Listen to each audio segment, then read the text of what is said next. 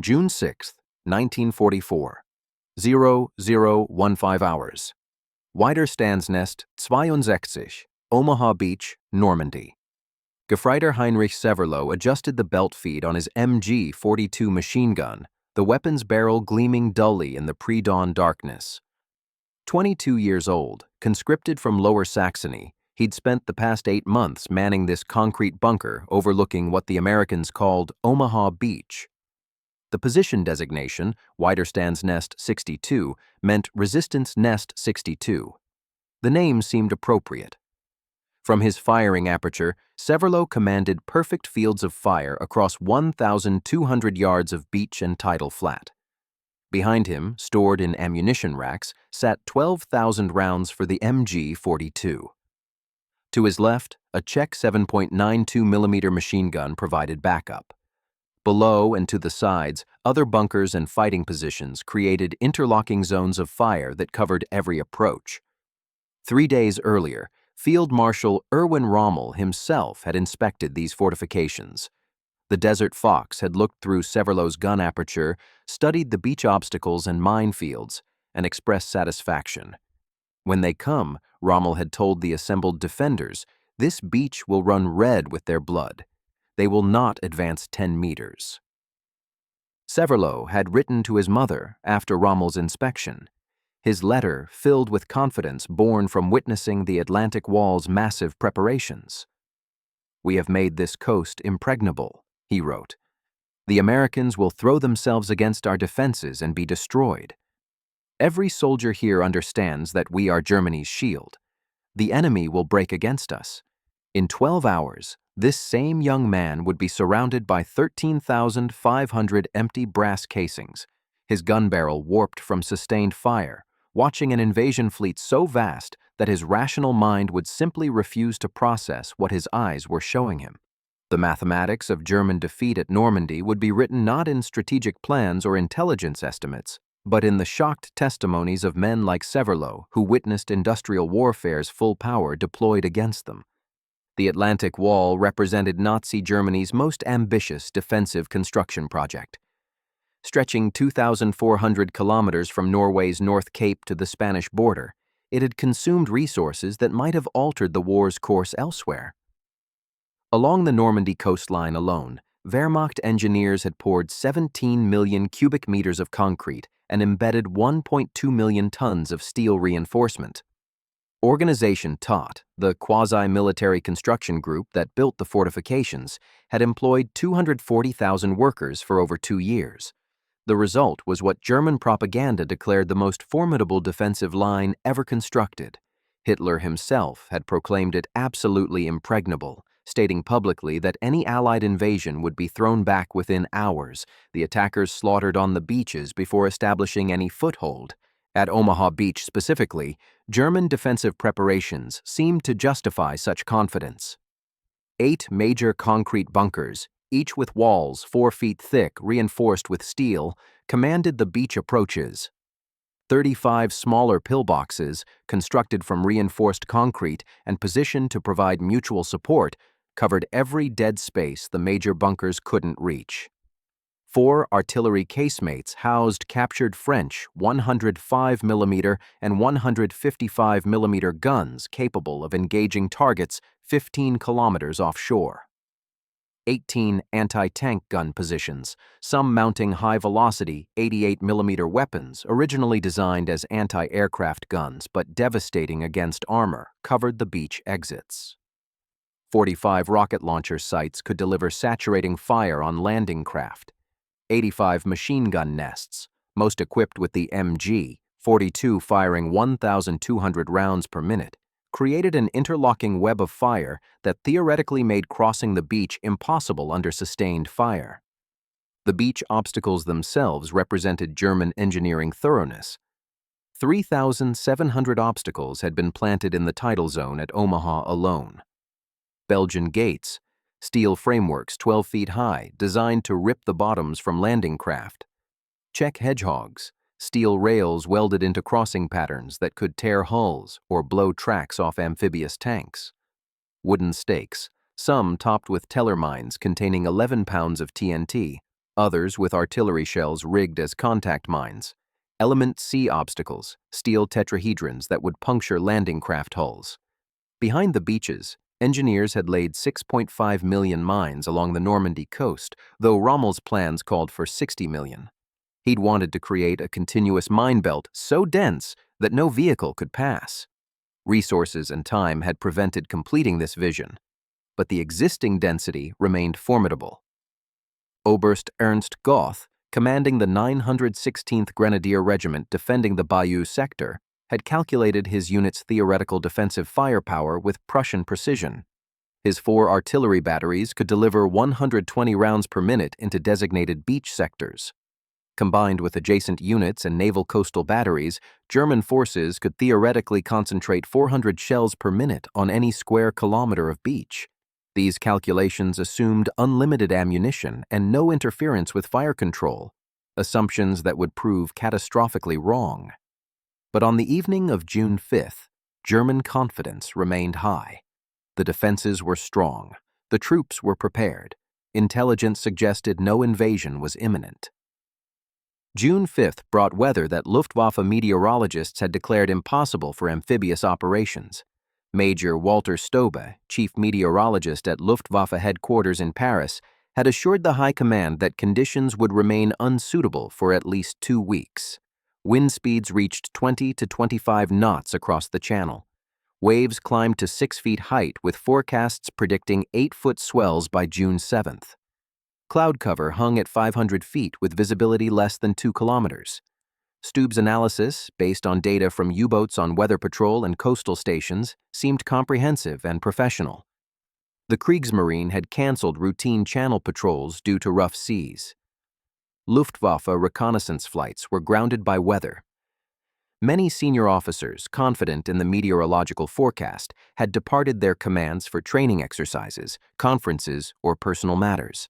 Rommel himself left his headquarters at La Roche-Guyon on June 5th, driving to Germany to celebrate his wife Lucy's birthday on June 6th. He carried gifts, including gray suede shoes purchased in Paris. General Friedrich Dollmann, commanding the 7th Army responsible for Normandy's defense, had ordered multiple division commanders to attend war games at Rennes. Even some regimental officers were absent, attending staff conferences or on leave. This widespread absence of senior leadership would prove critical when the invasion began. What German meteorologists didn't know was that Allied weather services possessed capabilities they lacked. Weather stations in Greenland and Iceland provided Atlantic data the Germans couldn't access. Weather reconnaissance flights penetrated far out over the Atlantic, identifying patterns before they reached Europe. Group Captain James Stagg, Eisenhower's chief meteorologist, had identified a brief break in the storm system, a 36-hour window of marginally acceptable conditions. Eisenhower, weighing risks against the impossibility of maintaining invasion readiness indefinitely, had made the decision. The invasion would proceed on June 6th, despite weather that violated every standard planning assumption. At 23:15 hours on June 5th, Freya and Würzburg radar stations along the Norman coast began detecting unusual activity. Massive aerial formations approaching from multiple directions. British Mandrel jamming aircraft were already degrading German radar effectiveness, but enough returns were getting through to paint a picture of extensive air activity. The radar operators had seen this before. Allied deception operations, harassment raids designed to keep German forces on constant alert, wearing them down through interrupted sleep and false alarms. After months of such raids, German units had learned to treat most radar contacts with skepticism. This assumption would cost them precious hours. By 00:30 hours on June 6th, reports began flooding headquarters from multiple locations. Fallschirmjäger paratroopers landing across Normandy. But the reports contradicted each other wildly. Some units reported paratroopers to the east near Caen. Others reported drops to the west near Sainte-Mère-Église. Some claimed British paratroopers, others American, still others a mix of both. The contradictory intelligence paralyzed German response. What German intelligence officers didn't know was that they were witnessing the most sophisticated airborne deception operation ever attempted. Operations Titanic, Glimmer, and Taxable had dropped dummy paratroopers fitted with firecrackers that simulated rifle fire, creating the illusion of airborne landings across a 100-kilometer front. British and American pathfinders were marking genuine drop zones with radio beacons and lights. The 6th Airborne Division was landing east of the Orne River to secure the invasion's eastern flank. The 82nd and 101st Airborne Divisions were landing behind Utah Beach to seize causeway exits and disrupt German reinforcement. But the scale and distribution of reports suggested an airborne operation far larger than what was actually occurring. German commanders, trying to sort genuine threats from deception, found themselves paralyzed by information overload. Major Hans von Luck, commanding the 125th Panzer Grenadier Regiment of the 21st Panzer Division, was among the first German officers to grasp the situation's true gravity. Awakened at 0100 hours by reports of paratroopers landing throughout his sector east of Caen, he immediately recognized this wasn't another harassment operation. The scale was too large, the drops too coordinated. Von Luck immediately requested permission to launch immediate counterattacks to hit the airborne forces before they could organize. The response from division headquarters stunned him. Do not move. Await further orders. Situation remains unclear. Von Luck would later write in his memoir Panzer Commander that he knew at that moment Germany had lost the invasion before it began. The paralysis of German command, the inability to make rapid decisions in fluid situations, was surrendering the initiative to an enemy that wouldn't hesitate. As first light broke around 0530 hours on June 6th, German observers in forward positions began reporting something that defied comprehension.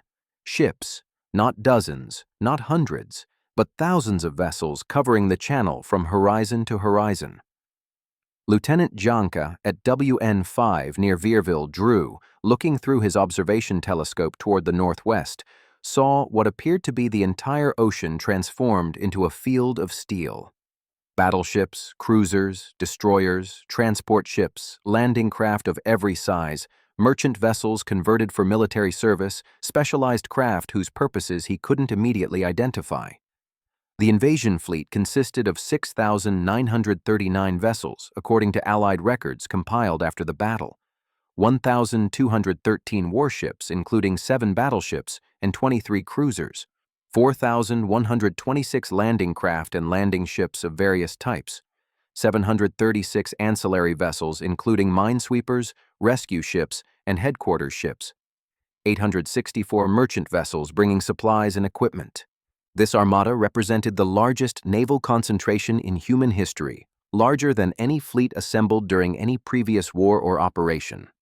To German defenders raised on propaganda claiming Allied weakness, claiming democratic nations lacked the will and organizational capacity for sustained operations, the sight was psychologically shattering.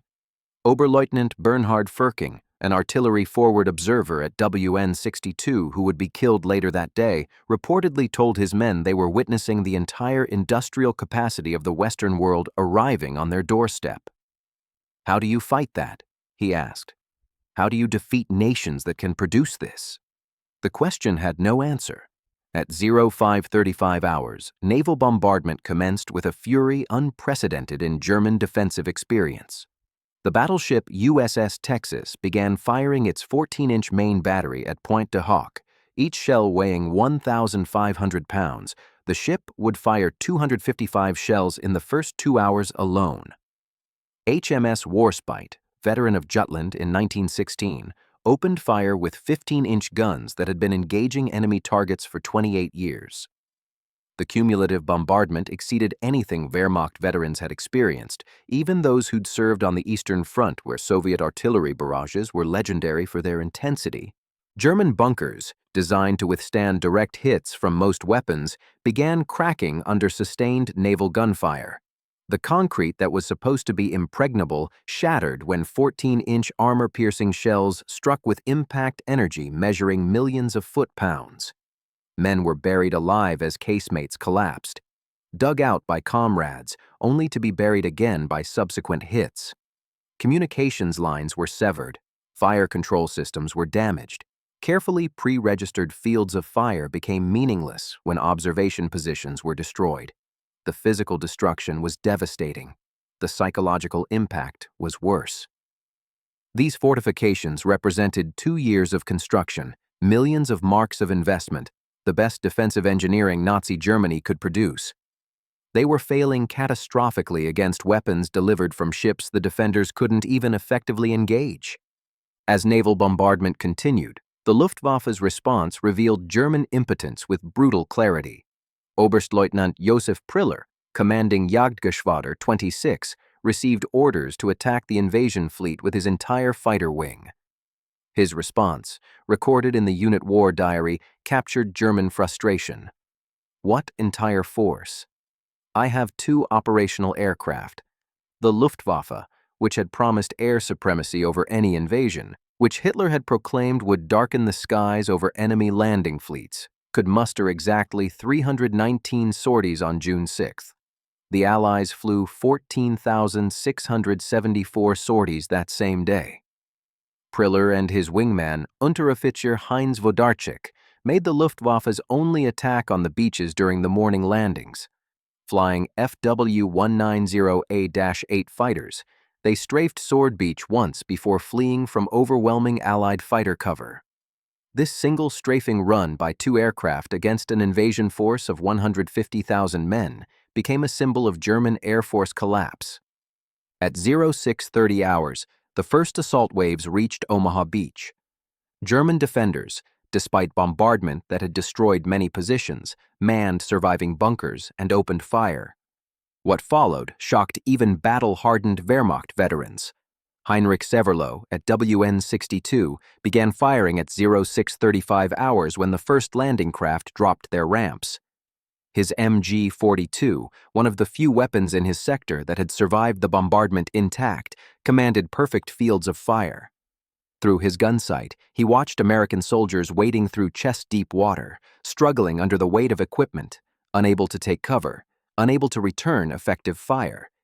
He squeezed the trigger in controlled bursts, training and muscle memory guiding his fire. The MG-42's 1,200 rounds per minute cyclic rate meant each 3-second burst sent 60 bullets downrange. According to his own account published in 2000, Severloh fired 13,500 rounds over 9 hours of combat. His position contributed to what became known as Bloody Omaha, though historians note that many factors beyond a single machine gun created the casualties. What struck Severloh most powerfully wasn't the killing, terrible though that was. It was the endless waves of replacements. No matter how many Americans fell, more appeared. Every destroyed landing craft was replaced by 3 more. Every silenced machine gun position on the beach was suppressed by naval gunfire that seemed unlimited. The defenders were inflicting horrific casualties, but they were losing. The mathematics were inescapable. By midday, German positions along Omaha Beach began reporting critical ammunition shortages. The defensive plans had calculated ammunition expenditure based on repelling a limited assault lasting perhaps 6 to 8 hours before naval gunfire forced withdrawal. Nobody had planned for this scale and duration of combat. Positions that carried ammunition calculated for 3 days of battle exhausted their stocks within the first morning. Artillery batteries faced similar crises. Carefully husbanded ammunition supplies vanished under combat's intensity. Attempts to bring forward reserve stocks failed catastrophically. Every road, every cart path, every supply route was under constant Allied fighter bomber attack. The Jabos, the fighter bombers, appeared overhead every few minutes. Any vehicle movement drew immediate attention. The contrast with Allied firepower and logistics was stark and demoralizing.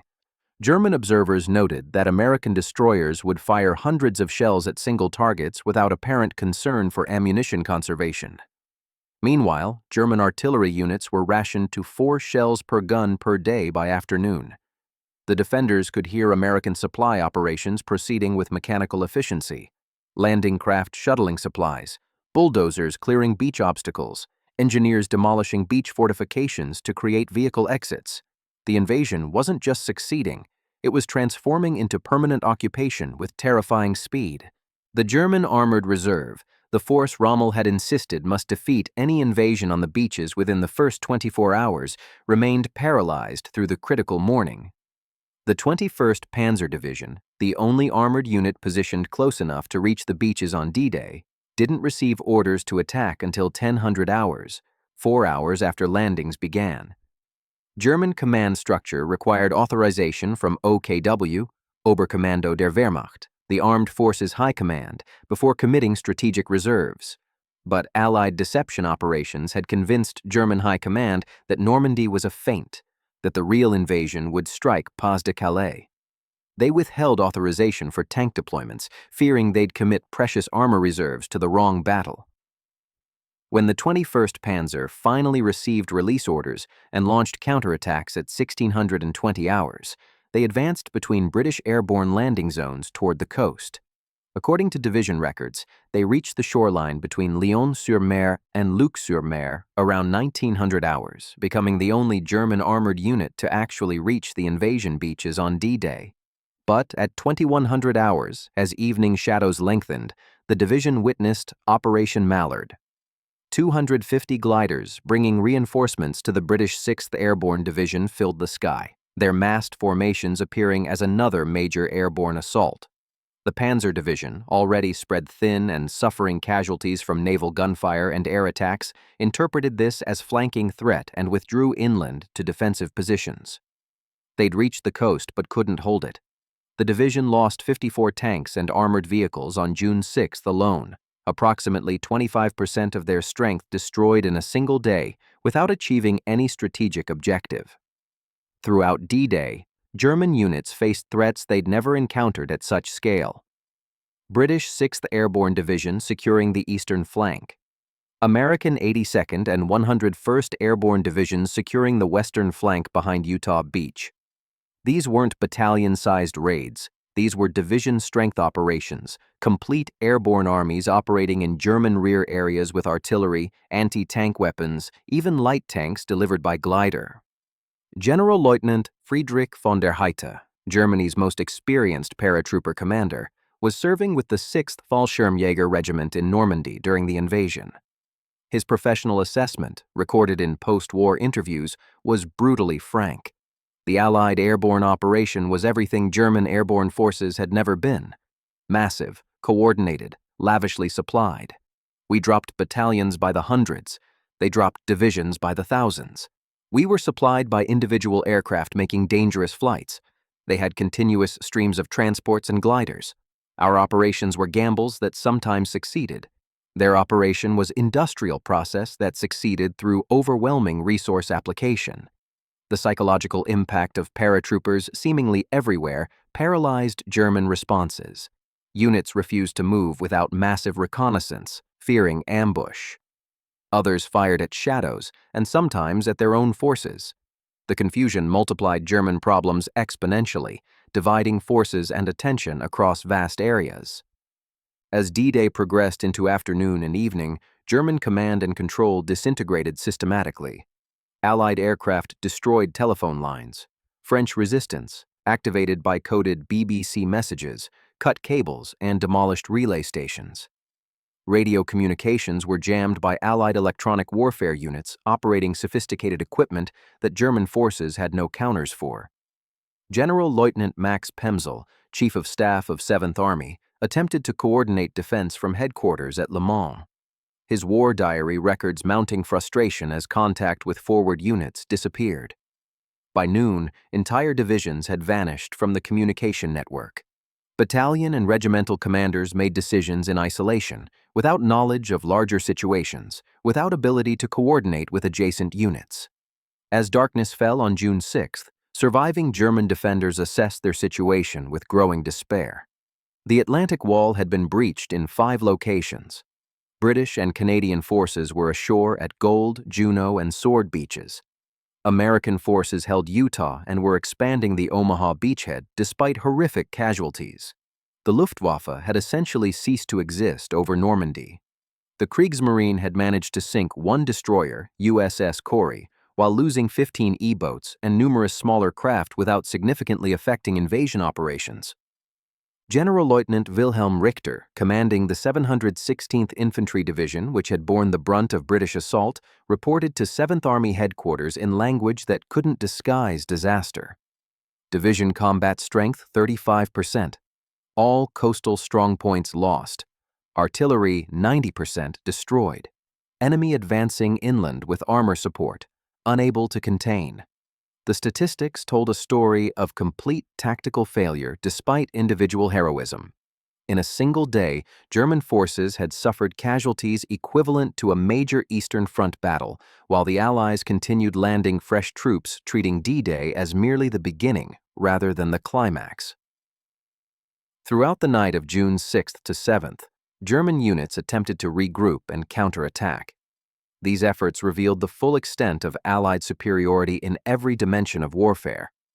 Every German movement was detected by radar, illuminated by parachute flares, destroyed by artillery or naval gunfire directed with uncanny accuracy. Hans von Luck's Panzer Grenadiers, finally released to counterattack, advanced towards Sword Beach under cover of darkness. According to his memoir, they were immediately illuminated by parachute flares that turned night into day. Naval gunfire from destroyers offshore fell with devastating accuracy. It was like operating under floodlights, von Luck wrote. Every vehicle, every soldier was visible. The shells arrived from ships we couldn't see or engage. We lost half our strength without closing to combat range with enemy ground forces. Meanwhile, Allied reinforcements continued landing with mechanical efficiency. The artificial Mulberry harbors were already being towed into position. Supply ships anchored in organized rows stretching to the horizon. The invasion wasn't just succeeding, it was industrializing, becoming a permanent presence that German forces had no capacity to dislodge. The psychological impact on German soldiers was devastating and would only deepen in the weeks ahead. They'd been told they were defending Festung Europa, Fortress Europe, impregnable and invincible. Instead, they'd witnessed that fortress pierced in a single day by an enemy whose material superiority made German resistance seem futile. The war was far from over. Normandy would be fought for another 2 months. But on June 6, 1944, German soldiers defending the Atlantic Wall learned that everything they'd been promised about German invincibility and Allied weakness was catastrophically, irrevocably wrong.